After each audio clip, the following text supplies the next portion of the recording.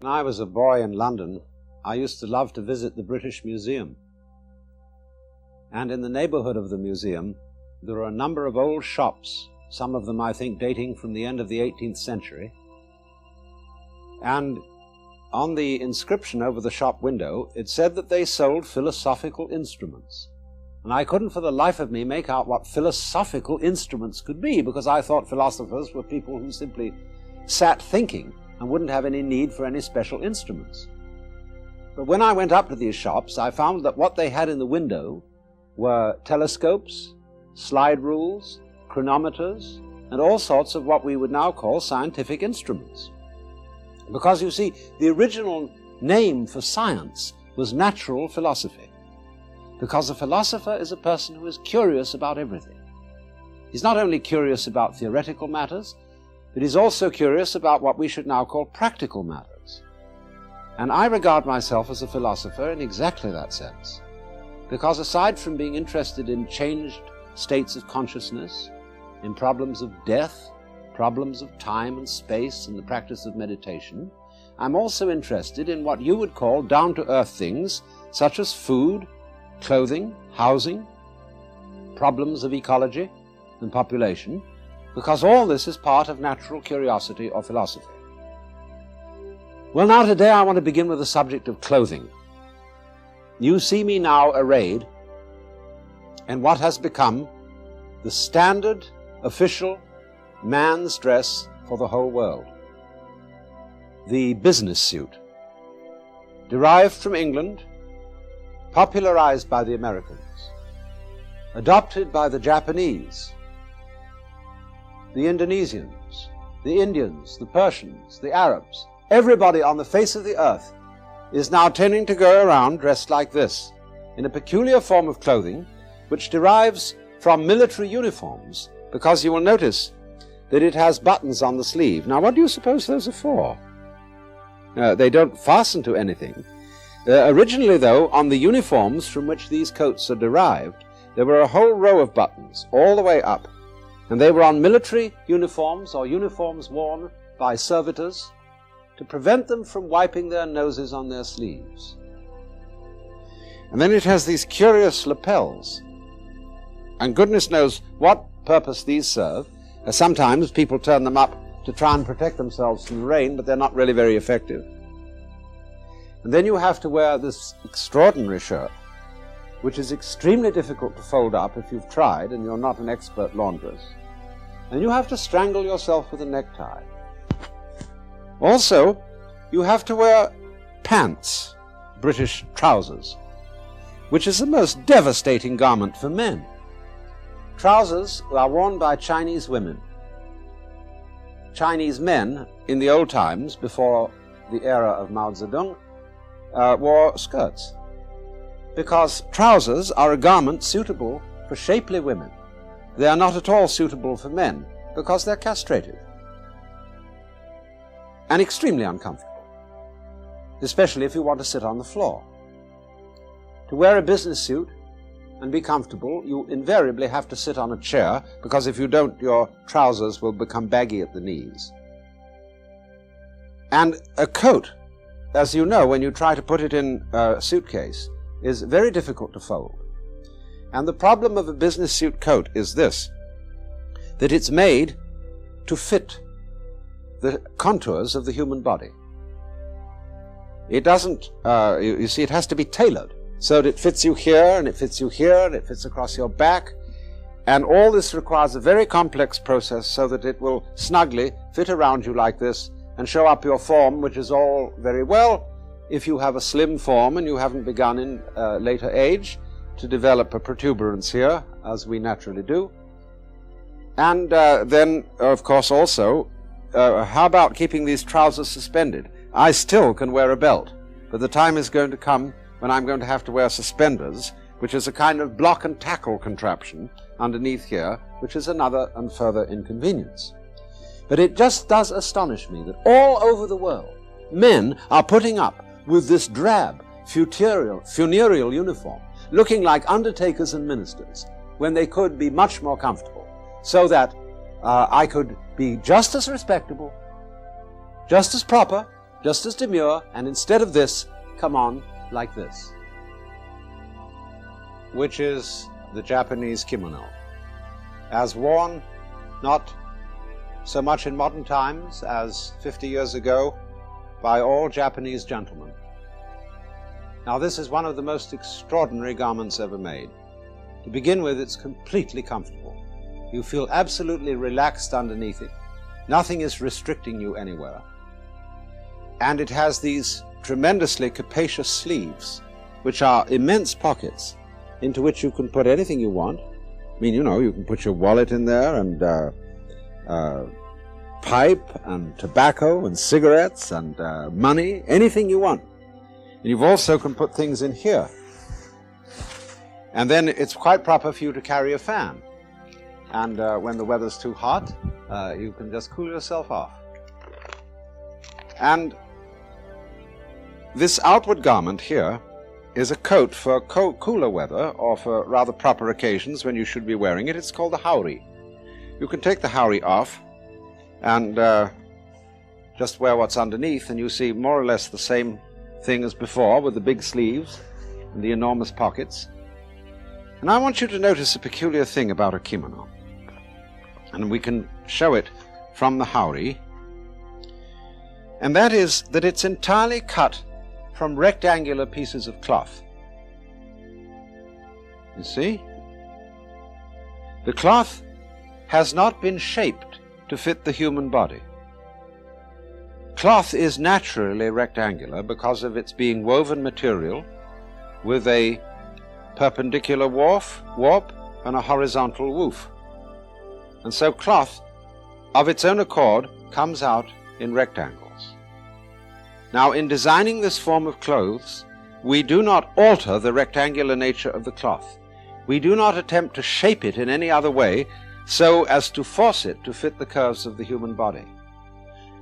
But if we honor the nature of cloth in that way and respect its nature, curiously enough, it respects our nature.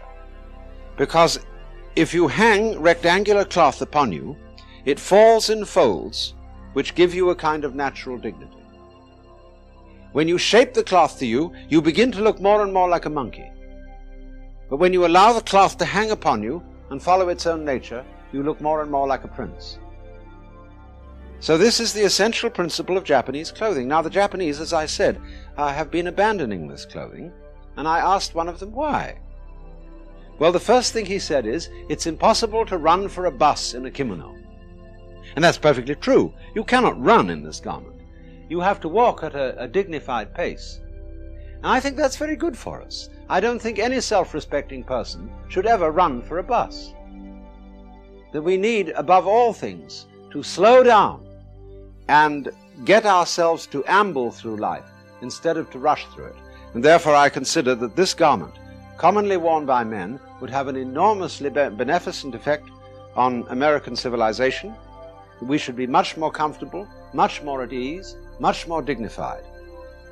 I wear one all the time, not quite as formal as this, but I always wear a kimono around my home. And next I'm going to show you the exact style of kimono that I would wear for normal purposes of relaxation. And that is called the yukata. It is a cotton kimono, which the Japanese businessman who would have worn the clothes that I was just showing you would don when he gets home. He takes a very hot bath in an enormous tub where practically all the family can sit together. It's a wonderful institution. That's the first thing you do when you get back from work. You don't wash inside the tub. You wash outside the tub by taking a bucket and sloshing yourself with water from the tub. And then you soap yourself and rinse off. And then you go and sit in the bath, and the steam rises all around you, and you smoke cigarettes and chat with all the family. And that's the greatest kind of bath in the world. And then back you get afterwards into your yukata, and in this it is perfectly permissible to go out strolling in the streets in the evening. This, of course, is a warm weather yukata made of cotton. There is a cold weather yukata which is different. It's called a tanzen, and it's made very often of silk and is padded.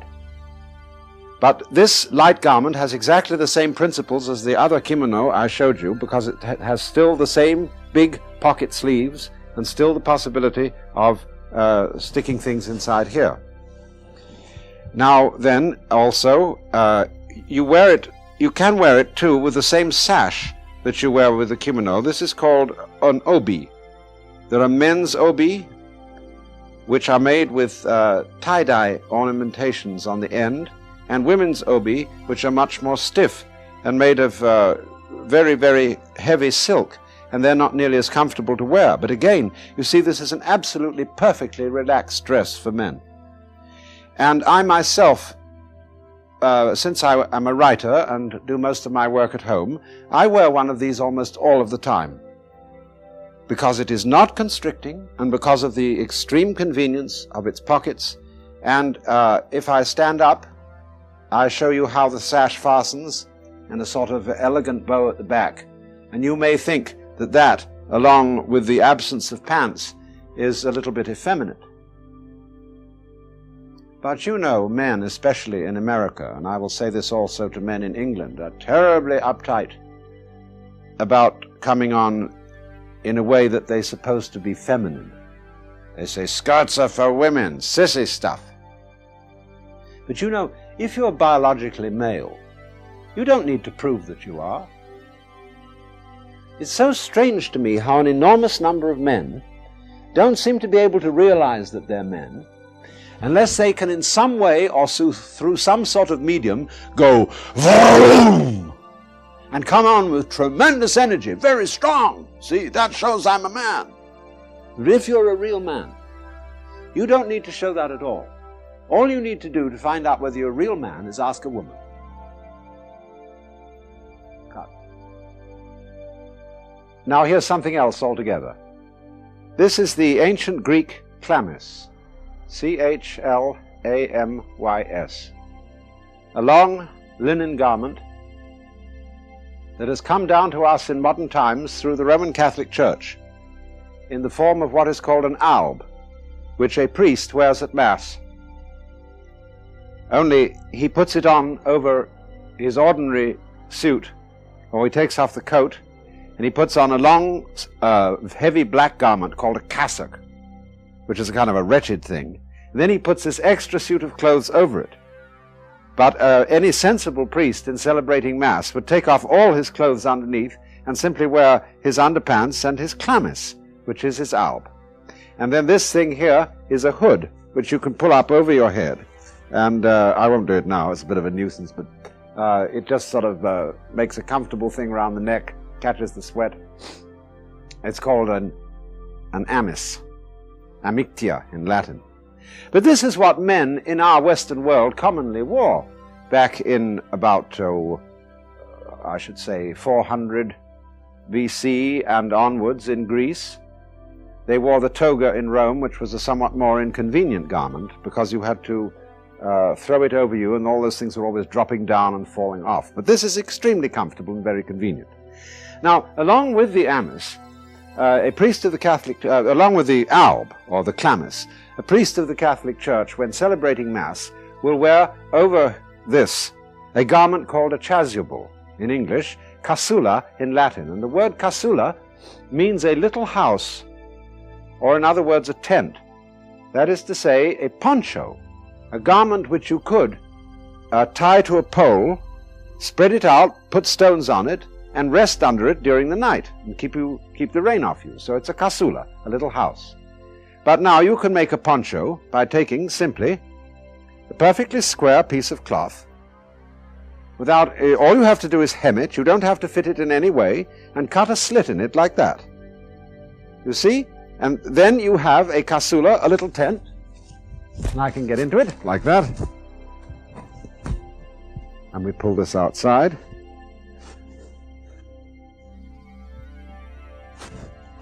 And you see, without any tailoring or fitting, you would once have a really very dignified and becoming garment.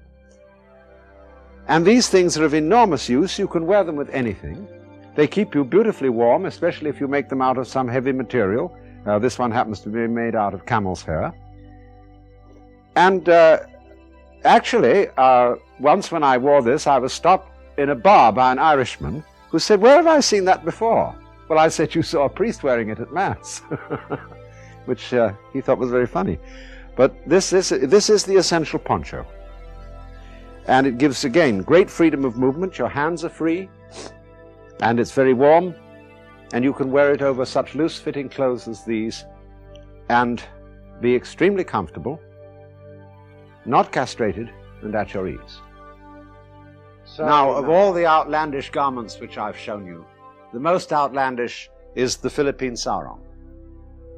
My Japanese friends of modern times, objecting to the kimono, said, well, you can't run for a bus in a kimono. All right, you can sure run for a bus in a Philippine sarong, because it gives you complete freedom of your legs. Get them right up, either way. Because you see, it's essentially a divided skirt, very floppy, made of cotton, and it wraps around your waist, and you tuck it in, and you can secure it with a safety pin. And over it, you simply wear a colorful shirt.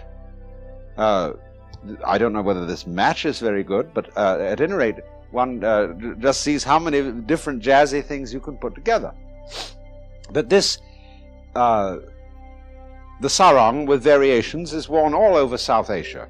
But this particular Philippine design with the divide is the most comfortable, the most elastic that I've ever discovered. And I do not know any more comfortable form of dress in the world than this. Now the thing is, you can make it of any material. You could make this same thing out of heavier materials, say out of worsted, out of silk, in order to be warm in cold weather, and have a completely comfortable and, I think, reasonably dignified form of clothing. Well, now, what is the problem with this? What's the problem with Western man and even Western woman? That they dress so damned uncomfortably. I've thought about this a great deal because it comes down to some pretty fundamental philosophical matters. And I've discovered that one of them is this, that when people get up in the morning and they put on a bathrobe, after a little time goes by, they feel slightly guilty. And why do they feel slightly guilty? Because when you've got loose-fitting clothes on, you may have a slight suspicion that you don't really exist. In other words, you're not strapped in. Because all people of action wear big belts, like military, you know? Boots, things that clutch you tightly. And then you feel, because of the pressure upon your skin, you're really there. Now, this is a very serious mistake, especially for soldiers. I maintain that the German army lost 2 world wars because of the goose step, because of military pomp and swagger, because of such things as brass bands and close order drill, because a really effective army should be invisible and inaudible. But you cannot get men who are on the machismo kick, who have to prove that they're men, to be invisible and inaudible. But a truly effective army, an army of guerrillas, should dress with complete comfort, complete practicality, and no kind of tying themselves together in knots so that the pressure on you will assure you that you're there, because after all, that's like sleeping on a bed of nails. But a great many people in our culture don't feel that they are really alive unless in some way they are uncomfortable or suffering. And the reason for that is that we have a profound built-in sense of guilt about our existence. You see, and we have a profound sense of guilt about our existence because we feel that we don't really belong to the universe. There was a wonderful story about a Japanese mystic, a kind of wandering holy man, who one night stopped in a Buddhist temple for shelter. And he went up to the high altar, and there were all these kneeling cushions which the priests use for celebrating the service, and he arranged them all and made a comfortable bed and went to sleep. And early in the morning, the priest came in to celebrate the early morning service and saw this apparent bum lying on all the cushions in front of the altar. And he said, "What are you doing here? Such disrespectful conduct in front of the altar." And the holy man looked up at him and said, "Oh, so? You must be stranger here. You cannot belong to the family." And so likewise, in an Italian church, little children were running around in and out of the pews, ducking back and forth while their mother was offering candles at the shrine of St. Anthony. And two American spinsters from New England were viewing the church and were very shocked at the way these children were playing, and went over and touched the mother on her shoulder and said, "Don't you think these children should be controlled?" "Well," she said, "it is their father's house. Can't they pray here? Can't they play here?" See, I made a very interesting slip of the tongue. But that's a most curious thing, isn't it? You see, our clothing, as I said at the beginning in exhibiting the business suit, is undertaker clothing, ministerial clothing, military clothing. For all those things which in our culture we cultivate an uptight attitude. Hold yourself in. Restrain yourself. Like this. But in doing this, you see, we are constantly at war with ourselves. It is as if you were moving your arm, and you want to move your arm very strongly in one way. All right, you go like that. You immediately tighten the bicep. And that would be the natural thing to do. In lifting something heavy, you immediately tighten the bicep, and up it comes. But supposing you tighten the tricep at the same time, which is the muscle here on the back, then you get this. You're fighting with yourself, see? And although this movement may look, very tough and strong, it isn't at all. Because you're fighting with yourself while you do it. Now, in this way, all the time, we have been taught to fight with ourselves because our personalities have been split. Our culture tells us that we are, on the one hand, a nasty little animal that has to be controlled and beaten into submission, and that on the other hand, we're a rational soul, which is the sort of higher self, which is supposed to take control of the lower self. And for this reason, we're always at cross purposes with ourselves. Freud, for example, distinguished between the pleasure principle, which he located in the genital region, and the reality principle, which he located in the cortical region, in the brain. So there's a distance between these two centers. This is the pleasure center, this is the intelligence center. And because they're not in the same place, for some reason or other, it seems there always has to be a fight between them. In a plant, like a flower, its mind and its sex organ is the same place, and so it doesn't have that conflict. But in a human being, they're divided. And so we think they're divided, at least, simply because they are at a distance from each other in space. But they're not really divided at all. They look different. The head looks very different from the genitals. But in the same way, bees look very different from flowers. One flies freely in the air and buzzes, and the other is rooted to the ground and colorfully perfumes the environment, so the bee is attracted to it. But the thing is that these two very different looking things are in fact one single organism, because if there are no bees, there are no flowers, and if there are no flowers, there are no bees. They come together, as the Chinese have a phrase, to arise mutually. So in the same way, when you were born, your head and your feet, your head and your genitals arose mutually. They came in together. They are not really separate from each other. And therefore this idea that that discipline, that living an ordered life, consists in controlling yourself. That is to say, by having one self that needs to be controlled and another part of yourself which is the controlling one, is nothing but creating a conflict and a disturbance inside yourself. You have to get with yourself in order to control yourself. In other words, if I want to open my hand, it opens like that. I don't know how it does it, but it just does it like that. But if it were necessary for me to open my hand to do this, you see, and then when I had to pick up something, like, well, here's a cigar, and I need to pick it up with my right hand, so I have to do this.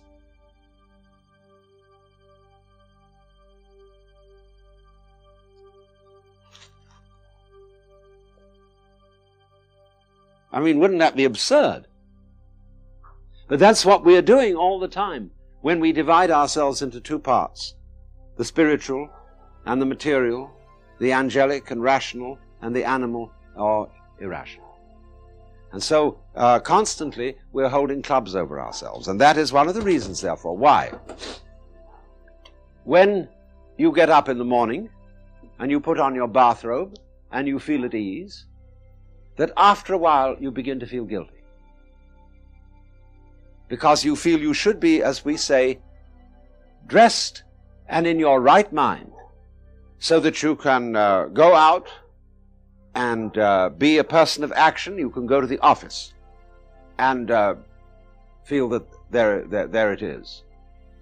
Now that's another thing which makes the philosopher comment in connection with clothing, is commuting. Every day in the urban areas, millions of people are absolutely wearing themselves out, tearing their nerves to distraction by going along the freeways in a car, fouling the atmosphere to do their work. And their work, you see, is completely divorced, something quite separate from their play. Now this is one of the great insanities of our civilization. Every sensible person should get paid for playing. If you don't get paid for playing, something's wrong with you. You haven't learned the art of life. And furthermore, in most kinds of business, especially clerical forms of business, where you need an office for paperwork and so on, you don't need an office if you've got a telephone. The telephone company can show you how to do anything in the world you want to do by way of business by phone, so that you can cut down the enormous amount of time wasted in rushing around commuting. You can stay at home and do your work from there. But we have got this idea that work is one thing and play is another. Therefore we have work clothes, and the business suit is not a practical form of work clothes, and we have play clothes. And I suggest, and we will develop this in future talks, that one of the most important things is to get our heads together with our genitals together with our heads, and our work together with our play, and make our life unified and one.